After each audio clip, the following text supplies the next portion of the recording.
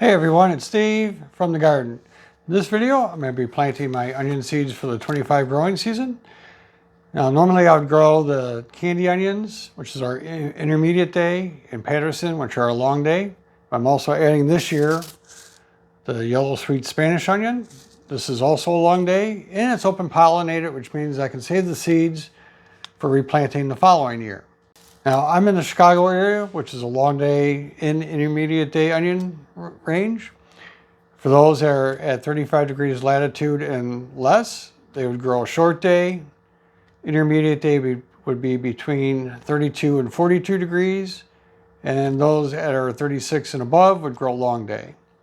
Since I'm right at 42, I can grow both the intermediate day and long day. And the same would apply for people who live between 32 and 35. They could grow both short day and they would be able to grow both short day and intermediate day. So for planting, I'm using a 162 cell PropTech tray.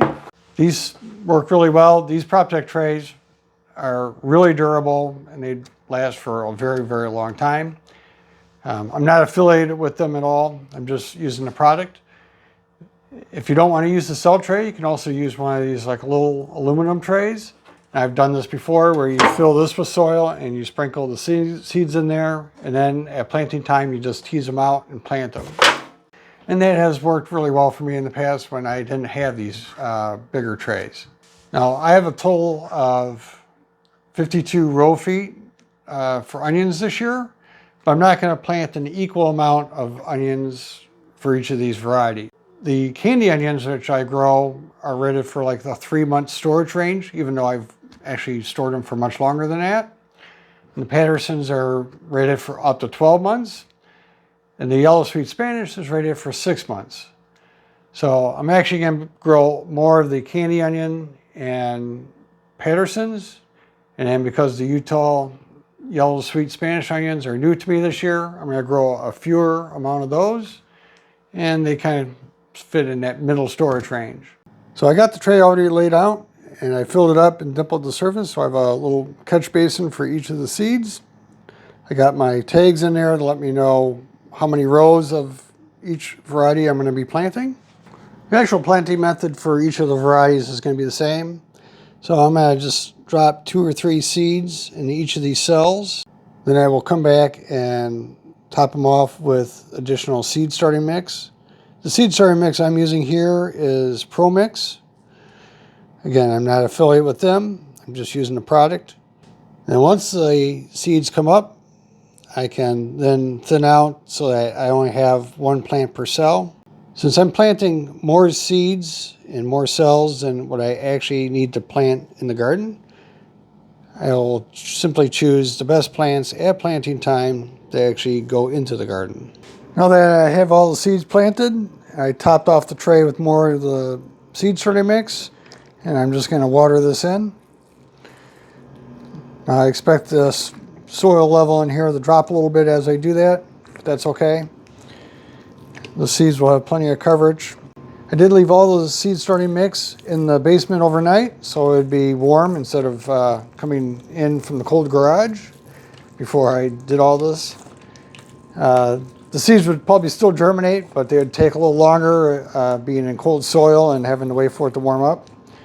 So by having it already at ambient temperature, the seeds should germinate in just a few days. With the seeds all started, I will now just cover those seeds with some plastic or like a humidity dome. I don't have an actual humidity dome that fits that size tray. So what I do is I use like a large clear plastic tote and I just kind of put it on top. That holds the moisture in. But we'll check back in a few days once the seeds start germinating, and then I'll tell you exactly how long it took to go from seeding today until the first germination. I'm guessing it'll be 2 to 3 days typically, maybe 4. It is a little bit cooler here in the basement at about 60 degrees. If I put them upstairs, they'd probably germinate a little bit faster since, you know, that's in the low 70s. But they'll still germinate quite fine at this temperature. Anyways, we'll see you in a few days and see how we did.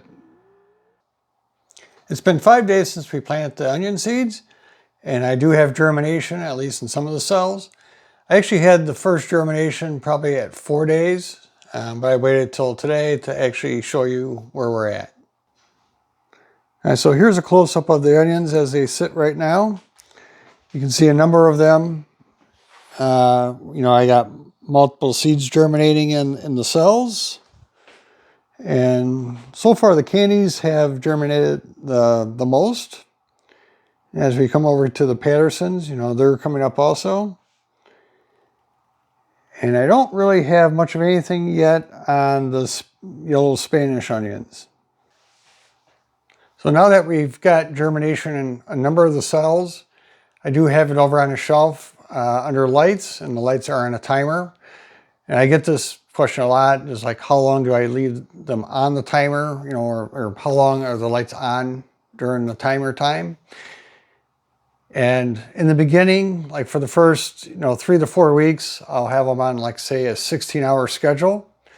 And then after that, as the plants start getting some size to them, then I drop that down to 12. The first fertilizing of the onions will take place also around the 3 or 4 week time period. And I haven't decided exactly what I'm going to do for that yet. I'm not sure if I'm going to maybe use some blood meal in order to add, some nitrogen to them, or maybe I'll use some fish emulsion. Fish emulsion is a little more gentle and it gets used a little faster, except that fish emulsion is kind of stinky, and this is down in the basement where we don't necessarily have to sit there and smell it, but it's a consideration you need to take in.